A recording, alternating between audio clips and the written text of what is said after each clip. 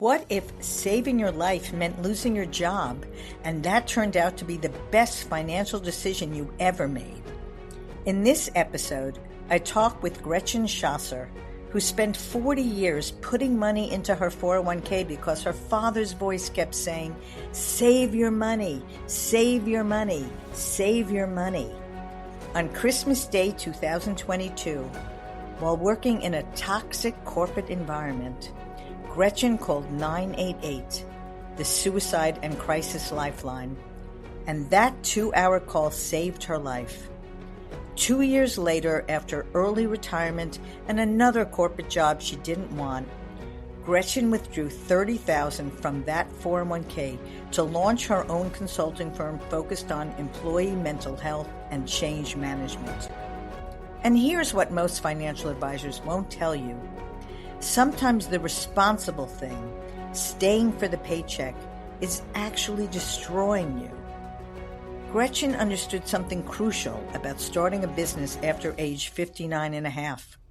She could access her retirement savings without the early withdrawal penalty, giving her the runway to build a company where success isn't measured by the money she makes, but by whether she's smiling when she wakes up. If you've ever stayed in a job that was eating your soul because you thought you couldn't afford to leave, this conversation will show you there's another way. Welcome to Making Change with Your Money, a podcast that highlights the stories and strategies of women who experienced a big life transition and overcame challenges as they redefined financial success for themselves. Now here's your host, certified financial planner, Laura Rotter. Welcome, Gretchen, to the Making Change with Your Money podcast. I'm excited to have you here. Oh my God, I've been waiting a couple of months to be on this podcast, and I'm just so honored to be here. Oh, what an amazing thing to say. I will start, as I always do, with the same question. Gretchen, what was money like in your family growing up? So, money when I was growing up, we were pretty affluent. We lived in Columbine, Littleton area in Colorado. So it was an up and coming area. My dad had a good job. My mom was a nurse. So for the most part, I think we did okay for a while. And then my parents got separated for a while, and money was a little tight. So you said your parents got separated for a while. Can you be more specific about what that means? So my parents had they had their issues, and so they were separated for about maybe a little less than a year, and so money was tight for a bit. And I was working. I worked at McDonald's all the way through high school. Wow. And it was just it was tough, but we managed, and we were really fortunate. So are you implying that your parents, after that period of time, got back together? They did. That's pretty unique. Yeah, they were married for 35 years before my mom passed away. That's so interesting. And I'm curious, was there a sort of a distinct change once they got back together? Well, It, I was almost out of high school when that happened. I was like my senior year, but when they got back together, things were different in the house.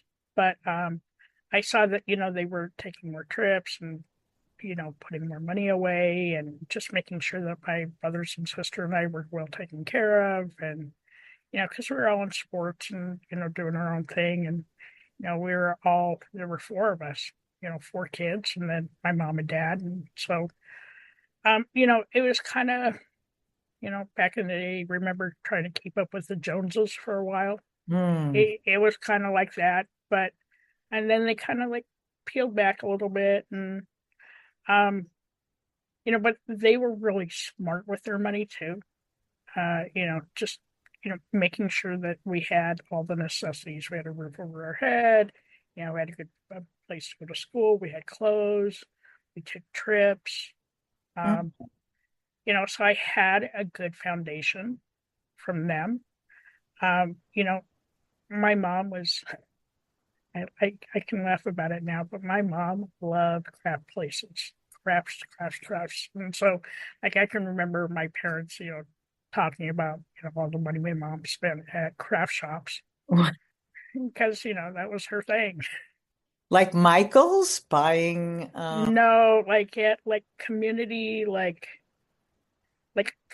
craft fairs and things. oh, yeah. Yeah, she the queen of knickknacks, the queen. I think I like got that gene too. So So if I came to visit you, you have a lot of knickknacks around your I house. I have so much stuff around my house. Like my wife keeps asking me, she's like, "Why do you need this? You haven't used it in 5 years." I'm like, "Because it's pretty."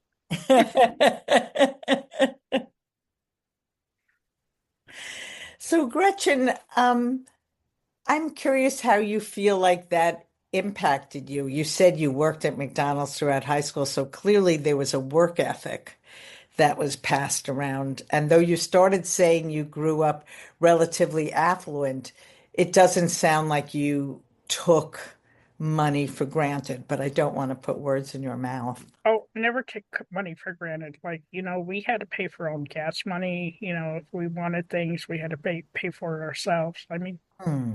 they instilled in all of us that we had to get a job. And so, I started being like a lifeguard at the local pool, did some babysitting, worked at McDonald's. I always had my own job. And for me, it was kind of an escape too, right? Because if I was working, I didn't have to babysit. Were you the oldest? I am the oldest of four. Yep. So that's also a certain personality, right? A certain level of responsibility, Hmm. often the firstborn has. Yeah. Yeah. I always made it a point, be like, yeah, I got to work today. I can't watch the kids. Gotta go. Bye. I'm out of here. Fend for yourself. Have a good day. And how did that sense of self-sufficiency impact your career choices, or did it impact your career choices? Well, when I was going to college, I worked through college too. You Really? know, Wow. I wasn't one of the lucky ones that, had had parents that paid for everything, right? I have school loans. I had to pay for my housing and my food. And so I kept working at McDonald's. I worked at McDonald's Wow. pretty much through most of college too. And then, as soon So as I can you got out. never eat a Big Mac again? Is that? Oh yeah, girl. Like I love Big Macs. Oh, you Big do? Mac. Okay. Yeah, like I could eat their French fries for days. And I'm telling you, the best Coke you're ever gonna get is from the Coke machine at McDonald's. I'm telling you, the best. But through college and then up until my first jobs, I never really had a hard time finding a job. Like I would go and just go to places and get a job. And then as I started getting a little further in my career, I started making a little bit more money. And money, it's great to like, you know, chase the money, chase the dream. But at the same time, you also lose a little piece of yourself when you're doing that. And for me, like I I I kind of grew into my career, right? I started in customer service, working at McDonald's, that's super customer servicey. I mean, Boy. and then getting into a receptionist job and then getting into like computer work and you know, all the time, like I was taught early, put in my 401k, and so I did. I've been putting in my 401k for like 40 plus years, up Wow. until I quit my job. And then we don't have a 401k to go to right now. But I put all that money away, and there were only a couple of times in my life where I actually took money out of my 401k and then ended up paying myself back. Like if I wanted a car or if there were things that like I needed to pay for right away. Um, and in the early days, before I was, or 59 and a half, you have to pay a tax on taking the money out, plus you have to pay regular federal tax, right? So when I was 59, actually last year, I was 61, still 61. Anyways, I took money out to start my own business. And here's the nice thing about being 59 and a half. You don't pay that extra tax. You only pay your federal tax and your state tax. And, I'm glad that I saved.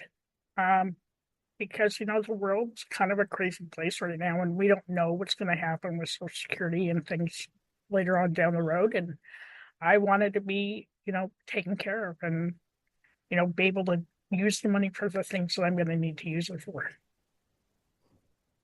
So I'm also hearing not only was there sort of a work ethic and a self-sufficiency that you took away from your early experiences with money, but that you learned to save and to create a cushion, which is an amazing thing to know. So many people actually don't. I guess I'm understanding that primarily you were putting money away for retirement and there wasn't that much of a cushion otherwise for you. Yeah. If I hadn't been putting away all these years, I wouldn't have had that cushion. And, I would still have to work, that normal 9 to 5 job for corporate America. And fortunately, I don't have to do that now. But if I hadn't like taken the advice of my dad, and he said, put your money away, put your money away, put your money away. Thankfully for me, I worked for a company for 13 years, and their match on the 401k was 45%. Wow. So I really banked on that. And, also my wife worked for Bell slash AT&T, and when she retired, she got a nice chunk of change for her pension and 401k. And so we just banked that away, right? Because it's just the two of us, but you never know what's going to happen. Yeah. It, And it it's scary.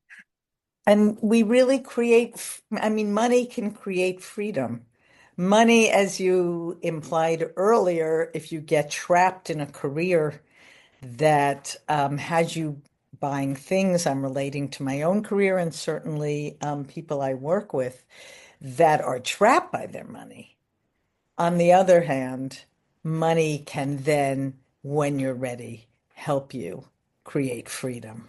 It can, but it can also trap you, right? Because for me, like I like my bougie toys, okay, and that's part of the reason I'm working for myself. I like my iPhone, I like my Mac, I like my toys. I'm I'm a techie, and so I like want to have enough money to like pay for those types of things, um, and also have fun because we're in our later years, and you know time is not on our side anymore, not like it was when I was in my 20s, and now I just want to have fun. Well, I'm looking forward to exploring that. Before I do, you talked about McDonald's and that led to customer service. And then you threw in computer work. And now you're talking liking your techie things. So, what's that side of you? What do you mean by computer work and how did you evolve to be a self-described techie?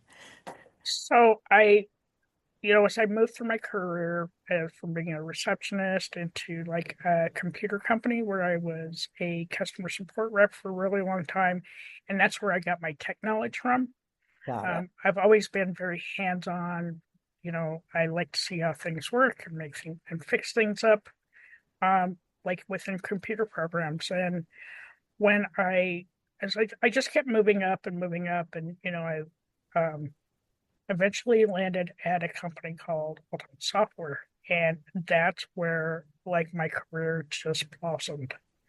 I had been working as a consultant for the company, and then my wife retired, and I didn't really want to work that hard anymore. And so I took a step down. I took a $20,000 step down, went back to customer support, worked my way all the way through to tier two. By the time I retired, I was one of the highest paid customer support reps that they had. Um, but during that time, like I learned a lot. I learned a lot about saving money, like how companies work, how money kind of drives everything, right? It drives the type of support that you can provide a customer. It drives what they can buy, what they can't buy.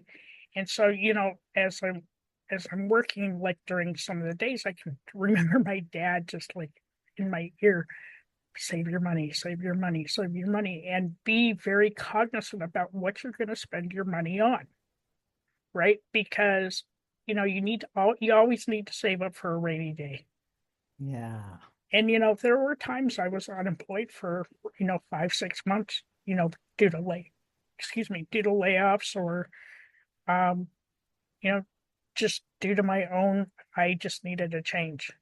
And for me, like I said, I don't normally have a hard time finding a job, but I think sometimes life gets really heavy and you just need to leave. Like if it's a toxic workplace, is it really worth the money? It probably isn't. If it's costing you your mental health, it's time to leave. And I wished that like in my early 30s, early 40s, I'd thought about that a little bit more, because I ended up in some really horrible places that I worked, and it made it tough. And like I had to weigh what was most important. Was it the money or my mental health? And for a bit there, I had to stay with a really toxic work environment because I couldn't afford to leave and I didn't have it in me to look for another job. So I'm hearing both, right? That we get trapped by our things and our needs to earn money, and then also that you always had your father's voice in your head about when you have excess cash flow. And frankly, I hope you were always aware of having some excess cash flow to sock it away for a rainy day. Um, Gretchen, you've started to allude to it. This is a show about and for women were in a big life transition and then came through it on the other side. What was the life event that had you choosing to, you know, walk away from the money, if you will?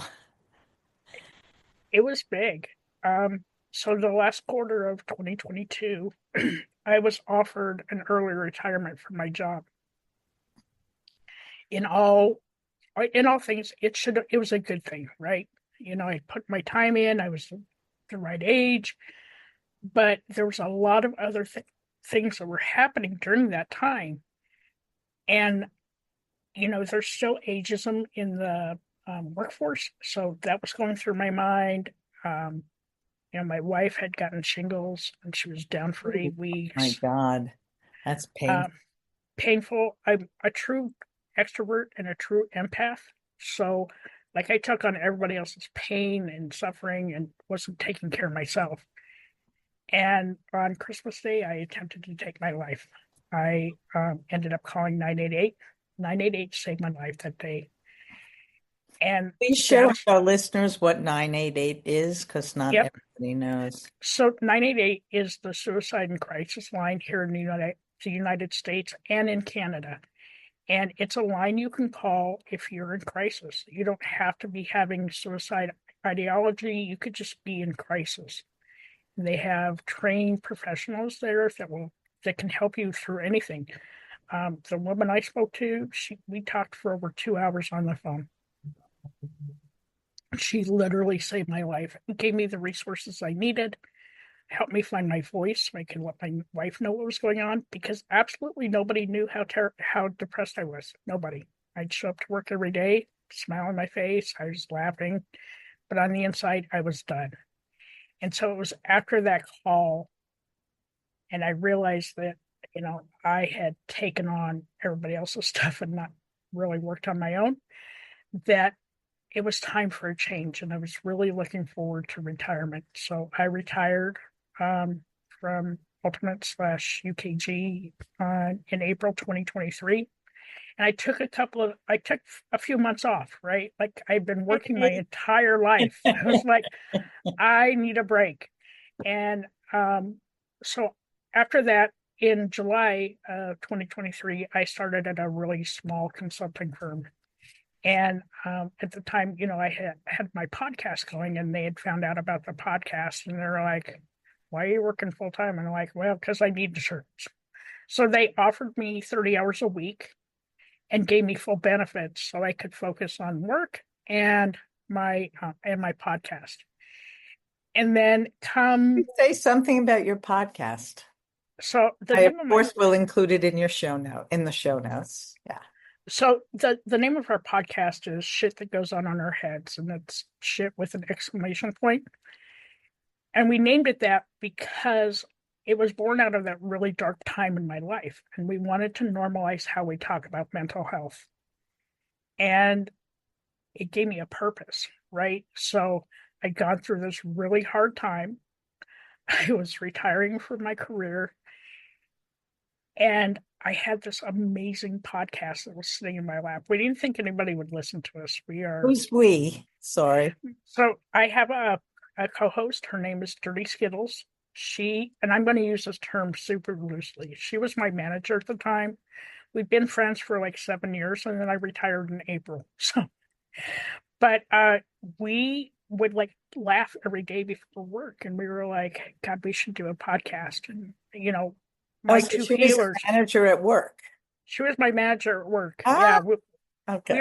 We're like the best of friends, and so we would like laugh. And my two healers were sharing my story and laughing, and what a great combination, right? Because if even on the darkest days, you can still laugh because it's really good for you. And so we do the podcast, and come November 2024. So the small consulting firm I was working for got bought out by a huge consulting firm.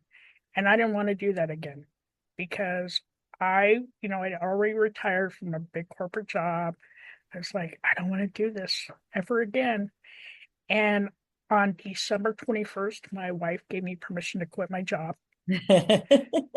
And plus, we had gotten a couple of nice sponsors from our podcast network. And, I'm writing a book, and I'd had a couple of publishers reach out to me. And so I was like, you know what? I kind of need to slow down.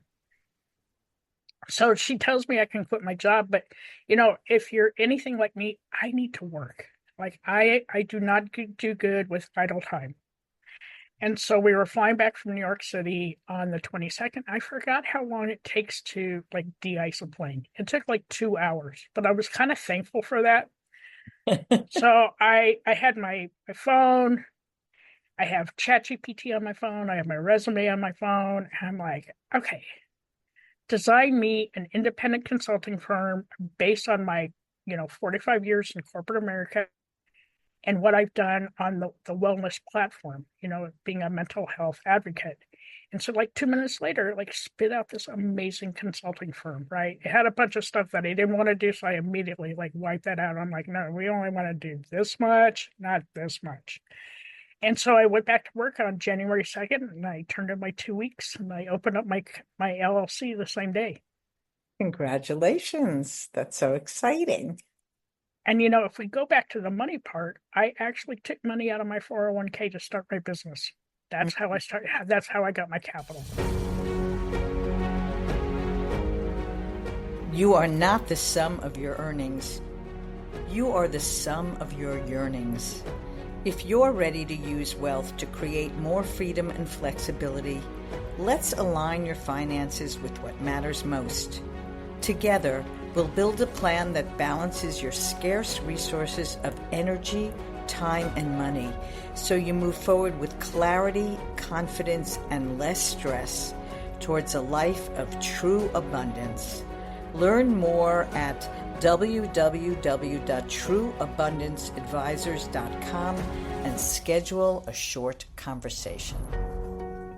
And how did you decide how much to take out and how much made sense and how much of a runway you needed? Because I think this would help our listeners who might be thinking about, also becoming a corporate refugee and starting anew.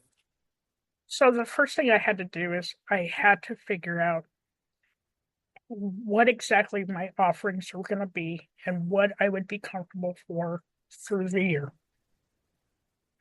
Then I went back to AI. I used ChatGPT to help me out. And if you're not using ChatGPT now, you should, because it works a whole lot faster than we do, and it pulls from all sorts of resources. So I asked ChatGPT. I agree. Yeah, like I use ChatGPT for everything, but I went back to it and I was like, hey, this is my projection of like how hard I want to work throughout the year. Like, how much should I be taking out of my 401k? And so it came down with a number of like $30,000, which is good starting capital, right?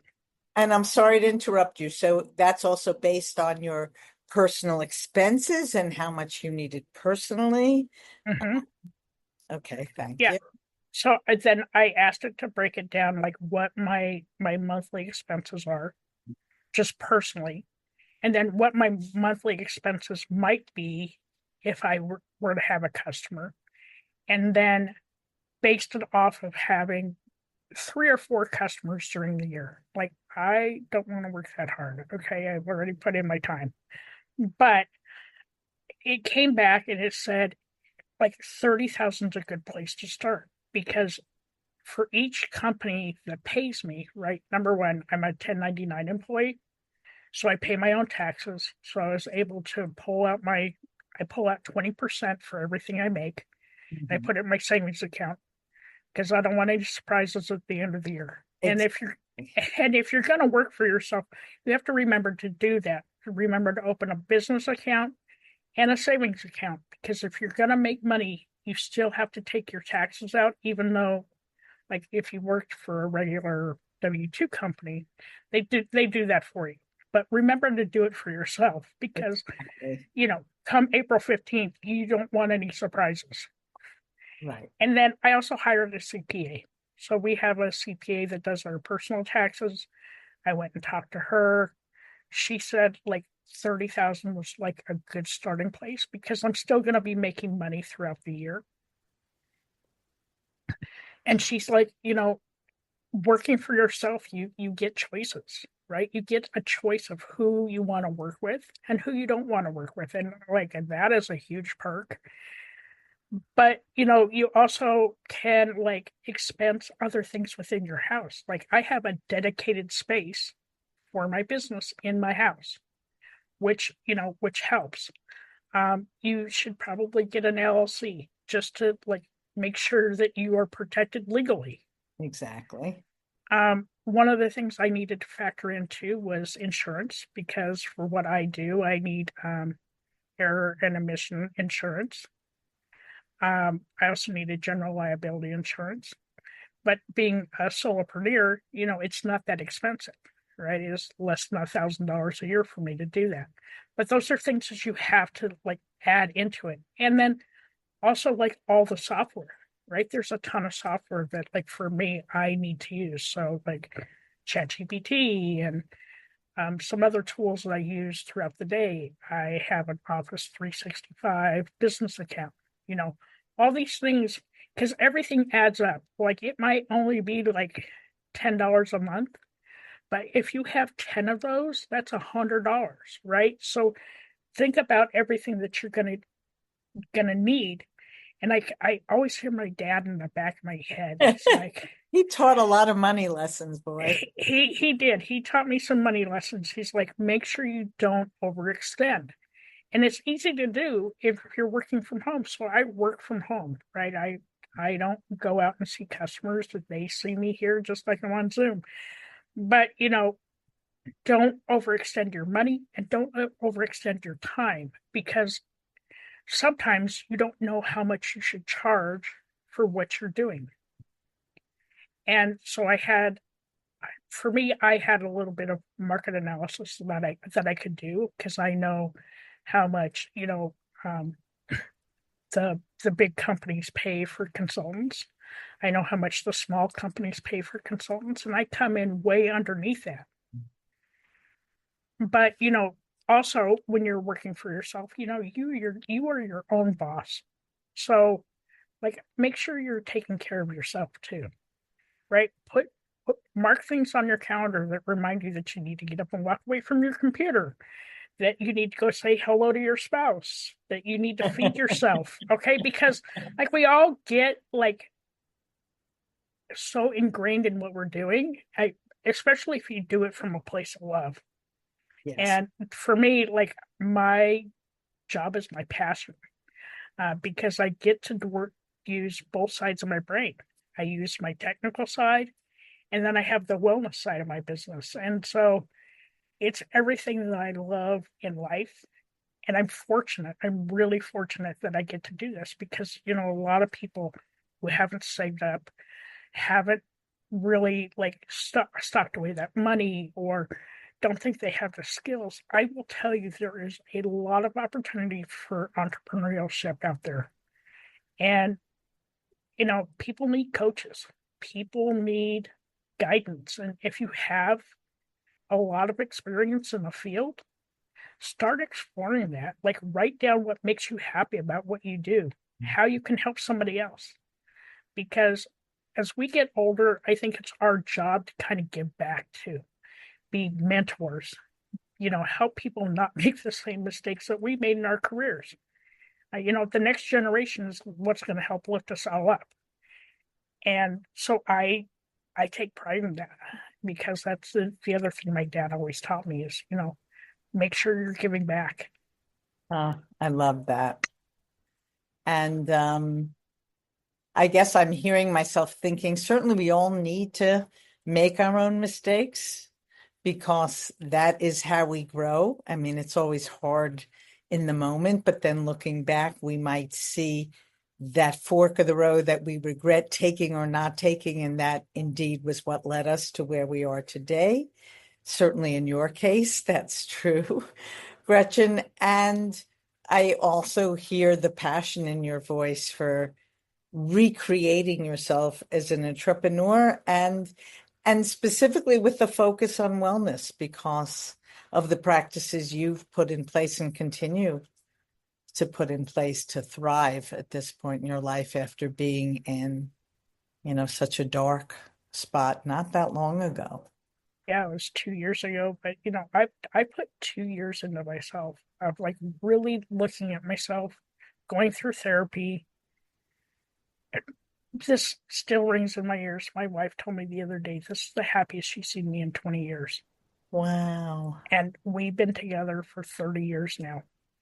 And so, hearing that validation from her that, like, I'm doing the right thing, because it puts a smile on my face. Because there's nothing worse than getting up and having to go to a job where you're not smiling every day. Okay, because God, it like eats at your heart and your soul. And, you know, for I have several friends now that have actually taken leaves from work because it's so toxic, right? And take care of your mental health, because, we all talk about it and then we just like push it to the side. Like, if your head is saying something to you, listen to it. Because I will tell you what happens when you don't. And it's a really scary place to be. And And yeah. go ahead. I was just going to say, Gretchen, how you're also speaking to the fact that as we get older, we realize, and it's appropriate for us to realize it's not necessarily appropriate to have this realization when you're 20, that money, of course, is a scarce resource, but so is time and so is energy, and that it's important to recognize that we're always trading one off for the other and to not keep doing it unconsciously, but make conscious trade-offs. Yeah, like for me, most of my career I was chasing the money, chasing the dream. And then I hit 60 and I was like, you know what?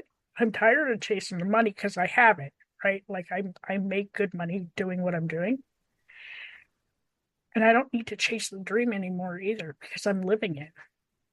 Wow. I'm living it and breathing it. And it took something really, really hard for me to go through to find that. But I put every bit of time and energy that I can into building my little company. And for me, it was never about making money. It's about making a difference. Oh, Gretchen, I can already hear it implied in our continued conversation, but as we get to the end, um, how has your definition of success and financial success shifted over your career? So my financial success comes more from I don't really need all those things, right? Like I want them, but I don't really need them. I have a roof over my head, I have a bed to sleep in, I have food on my table, I have a car I can drive, I live in a beautiful area of upstate New York. Like I have those things and I have an amazing spouse, right? Wow. I hope I he hears this. like I'm the lucky one. And she's really good with money and has been balancing our books for years and, not super good with money. I try, but that's why I have a CPA because like I don't want to deal with it. But for success for me is doing the things that make me happy and not doing it for anybody else but myself. And if I can help a customer with a technical issue or answer a question that nobody's been able to answer for them, that brings me joy. If I have a company reaching out to me about an ebook that I'm thinking about writing, that brings me joy because people are paying attention. And I think over the last 3 years, I can say that companies are really starting to pay attention to employees' mental health. And that's really where my focus is really honing in on those customers, those companies, those employees, because right now, there's a lot going on. The world's on fire. And there's a lot of stress, not only in the employee's life at work, but they have a lot of external things coming in. And so if I can help turn off some of that noise and help somebody realize like what's going on at work is not so horrible, that makes me happy. Thank you. So if I'm understanding you, your ideal client is a corporation perhaps, or a company that's running mental health programs for employees, and you can help them implement that. It's more like on the change management side. So when people are introducing like new computer applications or going to go through a layoff or having some org changes, just making sure that middle layer that they're thinking about an employee's mental health so that future state is truly the future state that they're looking for. It's a lot of times in that transition part that they forget. So true. So, before we end our conversation, Gretchen, is there something that I didn't ask you or that you would like to share? So, like I said, there's a couple of pillars with me. So, my first pillar, and which will always be my baby, is our podcast, shit that goes on our heads. You can find us everywhere. I will include the link in the show notes.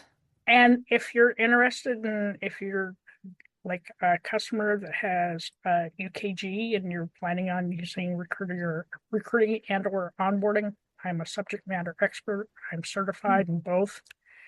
And if you're a company that is interested in talking to me about change management and how to make sure your employees' mental health is taken care of, or if you're worried about burnout, I'm adding more and more tools to my website every day. And you can find the podcast at goesoninourheads.net. And you can find more about me and my company at schosersolutions.com. Wonderful. Thanks so much for sharing all that information. I will be sure to put it in the show notes. And thank you so much for being my guest, Gretchen. Well, thank you for having me. It was such an honor. Thanks for listening to Making Change with Your Money. Certified financial planner Laura Rotter specializes in helping people just like you organize, clarify, and invest their money in order to support a life of purpose and meaning. Go to www.trueabundanceadvisors.com/workbook for a free resource to help you on your journey.